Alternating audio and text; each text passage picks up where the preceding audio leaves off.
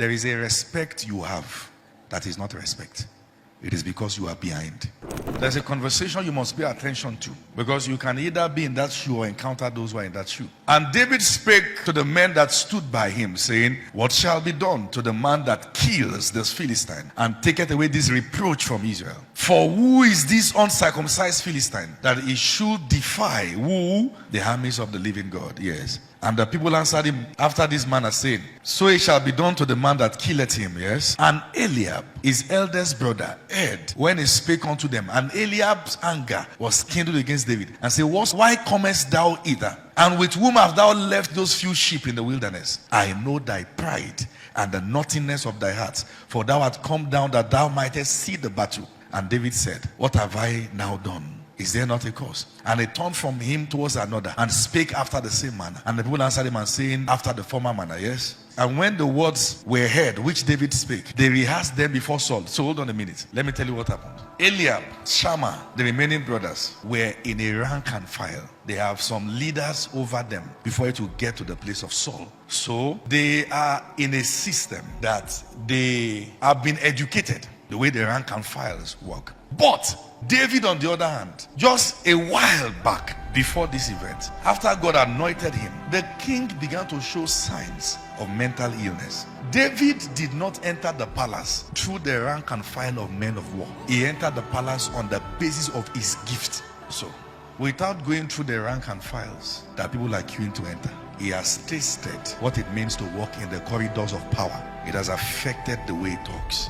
There is a respect you have that is not respect. It is because you are behind. It is not really respect. It's not like you are respectful. You are just not exposed. You have not entered where power is. So when you talk, it looks like honor. It is not honor.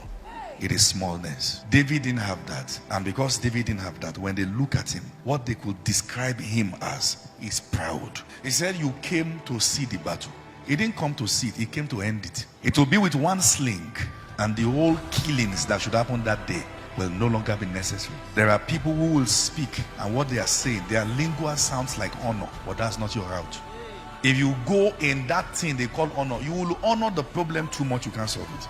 There are rooms you must enter with the consciousness of one who has been conquering before. You can't step in and be saying, thank God somebody in my family at least has broken this. They don't need that information from you, because those rooms don't open on the basis of pity. Even when it is your first time, you must maintain the composure as one who has been here. If you have not been there before physically, be there in your mind. There are places that it is not your one-time entry that opens that door. You must be used to those rooms. Eliab was going to call him proud boy, arrogant, nonsense. But while he wasn't saying, hey, yeah, he said, what will be done for the one who kills this uncircumcised Philistine? How dare he?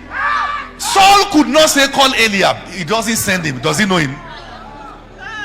Listen, you might find yourself in places where they don't know your mentors, but they know you. You are not there to do referral. You are there because God brought you there. When they ask you a question, please don't refer. It is not humility. I say, see, actually, there's somebody who actually taught me this. They are not asking you that in this room. They must have seen that person and something is not really right. Saul heard it. That's David now. That's my personal instrument. I say, go and call him now. The way Saul was speaking with David, Eliab was like, that's king. But David was familiar with that corridor. On the basis of his gifts, he was used to talking to the king already. There will be doors that you will have access to, but maybe those who have gone ahead of you don't have access to those doors. Please engage it with wisdom so it can open both to you and to them. If you want to stand there to do referral, it will shut against all of you. David wanted to be referring Eliab, but said, actually, I'm not really. I have my elder brother. He has weighed him and saw that he's light. So he didn't say that I'm from the house of Jesse, any one of us can kill him. He said, I will go. Is that okay now? You see, anybody who doesn't know your heart can't judge you as proud. Some things will sound like pride and look like pride, but they are consciousness. Let me tell you something. Play the religious game. You will be left behind gallantly. Put your two hands on your head. Let the light break in my spirit.